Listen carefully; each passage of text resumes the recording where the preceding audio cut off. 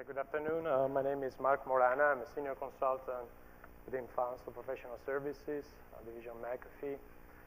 The scope of my talk is to introduce a business case for building security in the software lifecycle. And this business case is based upon common knowledge of security development lifecycle and our experience with clients and some data from public data available from case studies.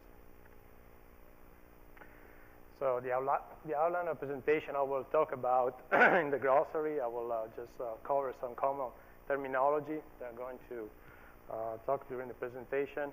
I will put some emphasis between application security and software security with a different perspective.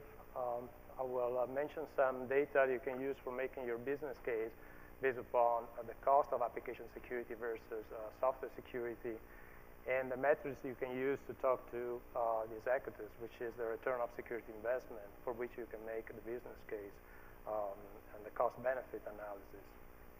I will introduce to you different ways to implement the software development lifecycle, so based upon process models, quite available right now, or how to build your own framework based upon our consulting experience with clients.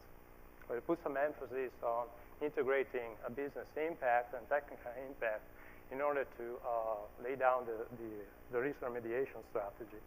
And then in the summary, I will give you some lessons for you to take away.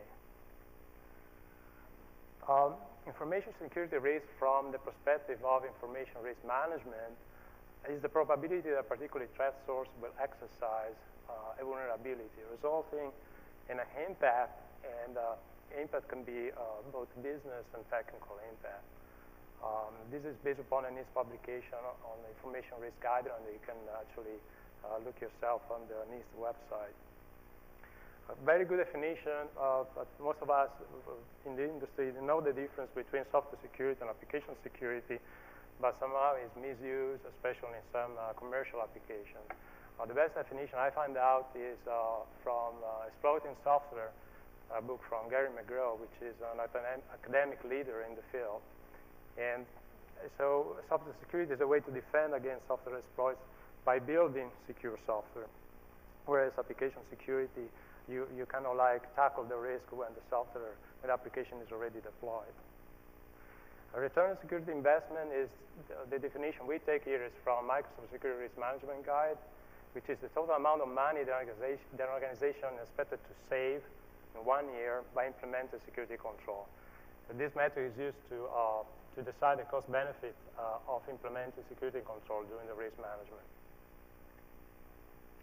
So let's talk about risk, where they are, and if you look at the evidence, if you like evidence, I was actually watching on TV a CSI investigator. The CSI investigator say, oh, I don't believe what you're trying to tell me, I just believe the evidence. So the evidence is that 92% of vulnerability right now reported are in applications, not on networks. So if your client is very network-centric, using the network-centric approach, is primarily concerned about deploying firewalls, deploying IDSs, and spyware, this is a good case you can make. And this 92% includes server and non-server application and operating systems vulnerabilities. How we approach risk from the standpoint of application security versus software security. When in software security, we approach risk from managing risk throughout the software development lifecycle. So we look at the problem from the perspective of the root causes of the problem. In application security, we look from the tactical point of view. We just look for a fix-up solution. We look at the issue. Very typical example, buffer overflow. I can tackle buffer overflow from the standpoint of software security and look at the input validation issues. Or I can just apply the patch.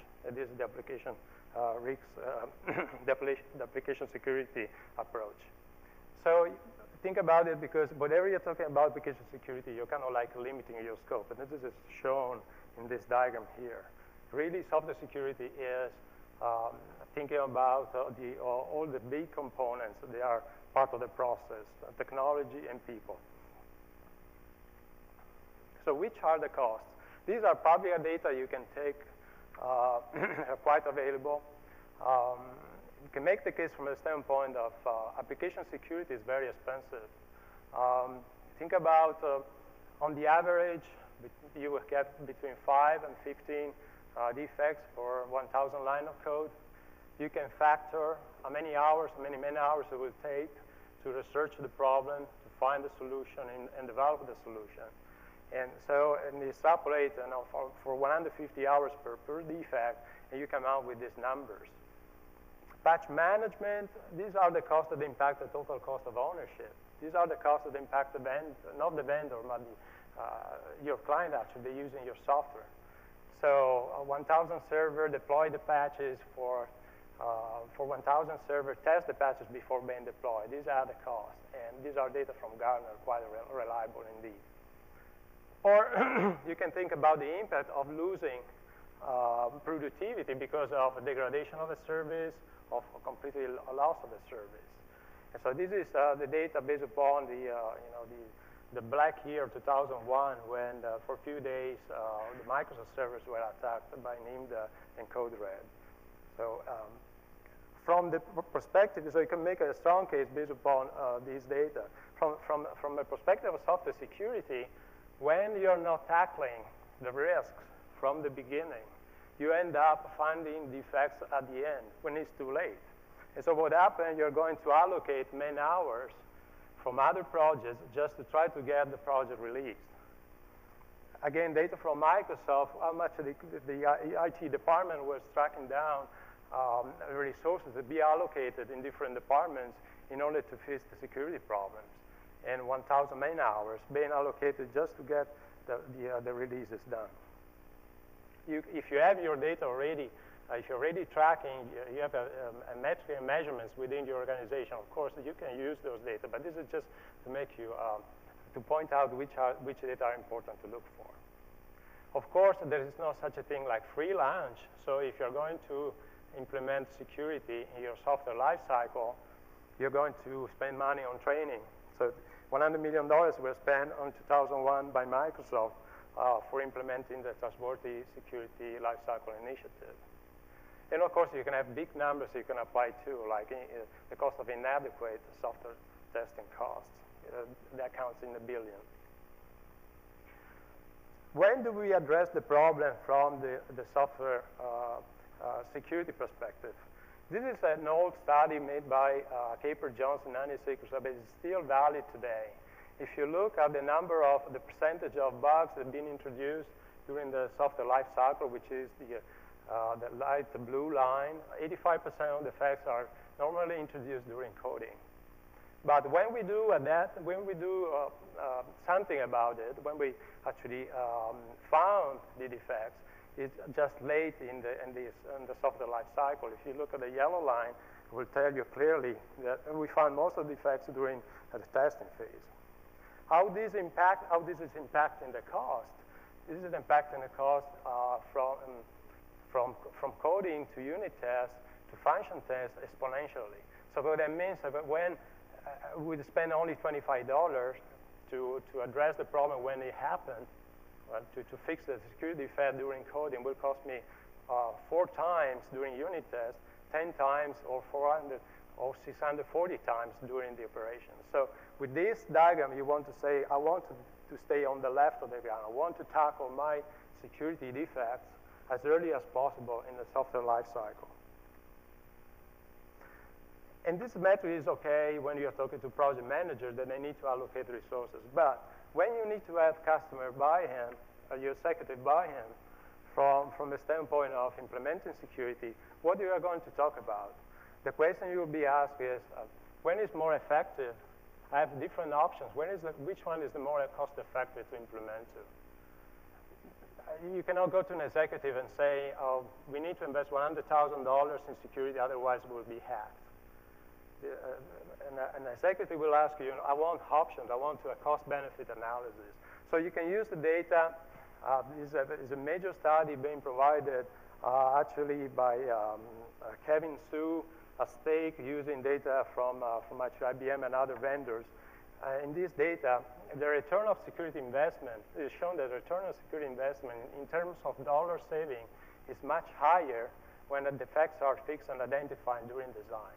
So what that means is, if I engage in security engineering activities during design, like architectural risk analysis or threat modeling, I have much more benefit than to wait later during the testing.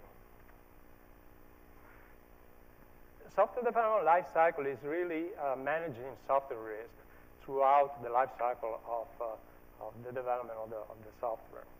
And this is really the nice picture that we would like to achieve. Out of many security activities, we have one secure process. And you build this based upon foundation. It's not just the process itself, it's also people and tools. You have a matrix that is already implemented, fine. Leverage that matrix for example, software quality assurance. Integrate this with a security metrics as well. How do we get there from a perspective of our customer experience is by adopting an activity-driven approach. And this activity-driven approach, the activity are derived by best practices. Best practices are security requirement engineering, are secure coding reviews during the coding, are secure testing. So based upon a customer experience, define clearly in your guideline what these activities are. Also define for each activity dependencies and prerequisites. For example, if I need to do threat modeling, I may need to do before use and misuse cases, or which artifacts are needed for each activity. For example, for threat modeling, I may need architectural design diagrams to do my analysis. Define entry scenarios for each activity means like event triggers. You can use action diagrams to do that, to define what I have to do if I am engaged in the software development of, for example, defining the requirements. I can trigger an activity of evaluating secure requirements. Very importantly, this point 5 is the one most important, I think. Define both a strategic and a tactical plan for those activities. A tactical plan is a plan that you can implement in a short time, like in 1 week, for example. You can do like a whiteboard exercise and understand the application, and then issue some remediation strategy based upon initial assessments, like, for example, penetration testing or a code review or a threat modeling. You can get the benefit in a short time. These are, from our client perspective, these are band-aid activities. But also think what you can do strategically as a next step. Define roadmaps for the activity, like you may have a software is already developed as your legacy software, and the application is already in production, or the application has to be in production. So define roadmaps for the two alternatives. Position the activity. If your company is adopting different methodologies for software development, position these activities for those methodologies. So if you develop software with Agile or XP or Waterfall or RUT, identify how you can build in software and these methodologies as well. The important thing is that your methodology has to be agnostic, is independent from which kind of software development methodologies you are implementing. What it provides you from the standpoint of common knowledge, what common knowledge provides you are security enhancing lifecycle process models. They are basically based upon assessment, verification, and measurement. So they enhance security through repeatable and measurable processes. They provide guidance. So they provide basically for each activity what the activity is, what it needs to be done. They provide software security development reviews, like, for example, code reviews or reviews before deploying the software. They are all articulated what you have to do as far as the activity, which kind of tactical resources you can use, for example, checklists, common vulnerability lists. Also they provision the use of automation tools. For example, in the case of CLASP, the categorization of vulnerability maps to the use of source code parsers that have been used by the methodology. There also some activities suggest some roles and responsibilities, and also integrate with foundational development activities such as patch management, change management, other activities the company is using for developing software. From the perspective of security enhancing process model, there are several out there. The company that certainly has more experience in the field is Microsoft. You find a lot of resources out there about the trustworthy computer security development lifecycle. There's been actually a book recently published by Stephen Lipner and Michael Over about the DSDLC that I strongly recommend to read. CLASP stands for Comprehensive Lightweight Application Security Process. It's lightweight because it can be applied to any software development methodology. It's based upon best practices that apply to the CLASP lifecycle. The CLASP lifecycle is very comprehensive because it deals with software that from inception to operation. Very importantly, CLASP can also be iterated to wrap any methodology, evolutive software development methodology you may have. Important is also an open source project now because it's been given to HOVAS, so you can get all the resources. Another academic leader in the field is certainly Gary McGraw. He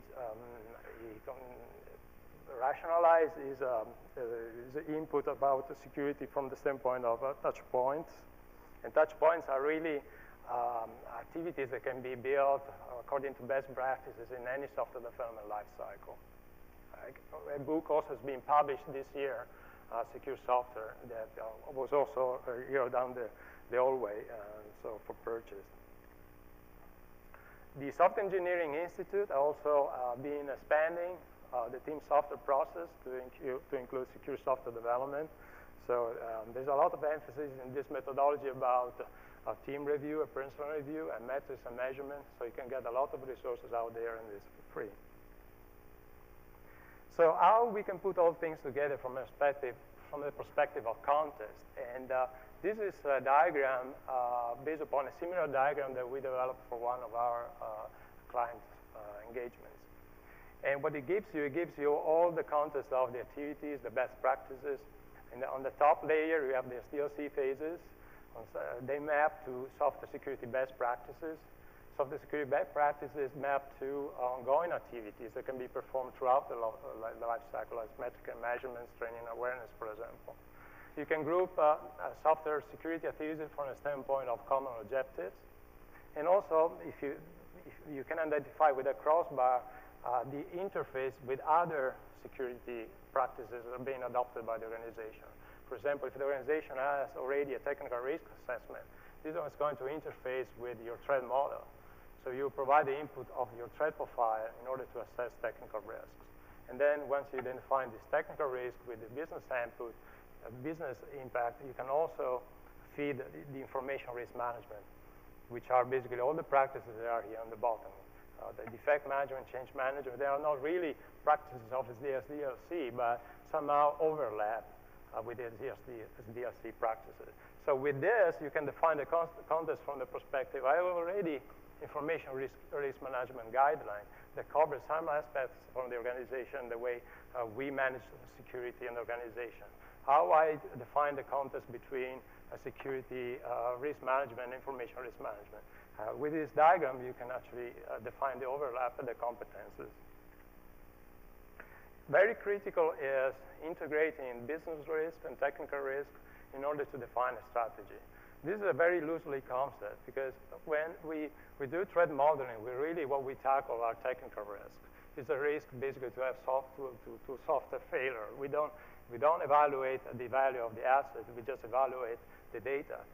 So, so if you have a very clearly defined information risk management, take into account the business impact from a standpoint of evaluating the assets, and also takes in consideration these technical risk factors from a standpoint of evaluating the data and finding the technical impacts.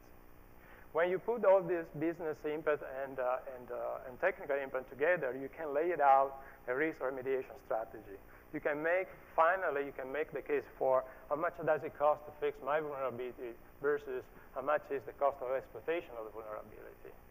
And this comes by translating technical risk to business risk, and then also comes from prioritizing, according to the business impact, your countermeasures. So in the summary, make the business case not based on FUD, fear, uncertainty, and doubt, but based on realistic data. Data on cost that can be talked to the project manager, address the problems as early as possible in SDLC. Use a metric for cost-benefit analysis integrated in risk management, and this is the return of security investment. There are different formulas out there. The one that found the best from our perspective is the one defined from the Microsoft Information Risk Management Guideline. Adopt a formal process to build security in SDLC based upon two approaches. You can build your own framework based on your best practices, or you can adopt a security enhanced model, and there are out there several that you can use. Importantly, have a plan for the implementation. Don't shoot for the star right away. Assess, implement, and verify step by step. Have a tactical plan of activities where you can show the benefit and the business case in immediate time, and then have a strategic plan for what you can do next.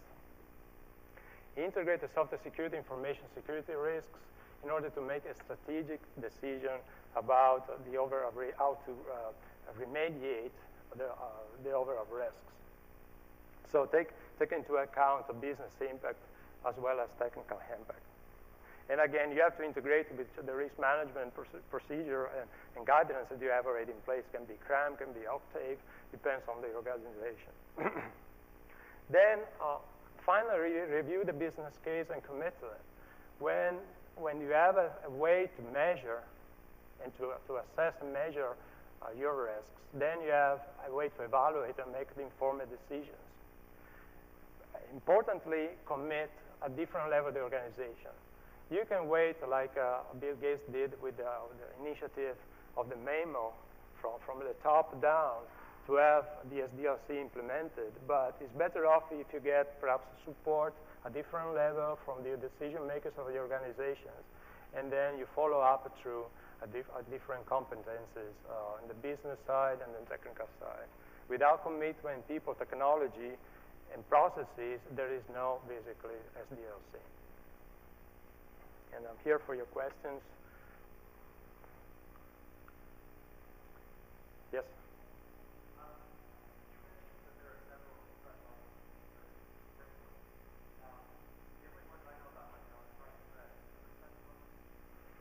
Well, there are not so many other frameworks out there.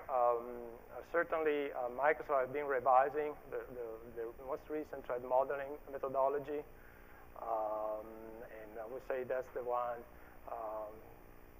to go for. There's been a new actually tool also being developed from ASI, Torpedo. They address this new methodology, and this methodology probably is still the leader. There are other methodologies like Trike, I think. The European community also come out with another framework about the threat modeling, but pretty much there's not so much out there as far as the threat modeling framework. Yes. Well, I mean, from the frame of evaluating threat models to actually categorize risks, Stride and Thread are still there, but in the new methodology, I think there is also evaluation of CIA. Means like confidentiality, integrity, and authentication. So we are going towards a pluggable model for risk, which is not just Stride and Thread. Thread for categorization of risk, and Stride for categorization of threats.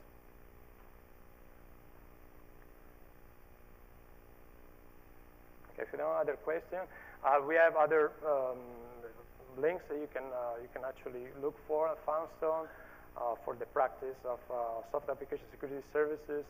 I didn't put here the link on the Department of Homeland Security. There's a lot of resources there, and thank you very much for listening despite the hours.